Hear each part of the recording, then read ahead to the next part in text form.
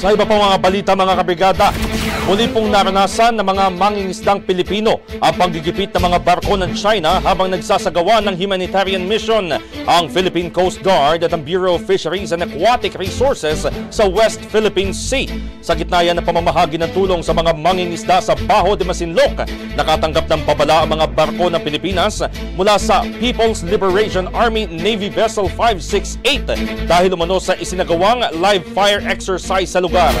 Sa Escoda Shoal, isang PLA Navy helicopter naman na lumipad ng mababa upang manmanan ang operasyon ng PCG at ng BFAR. 7 China Coast Guard vessels ang namataan sa Bajo de Masinloc at 10 barkong pinaniniwala ang bahagi ng Chinese Maritime Militia.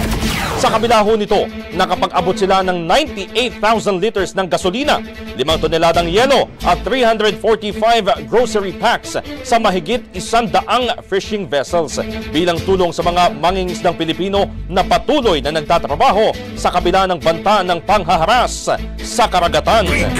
Ang bahaging ito ay hatid sa atin ng Fast Relax. Tanggal ang sakit, ora mismo.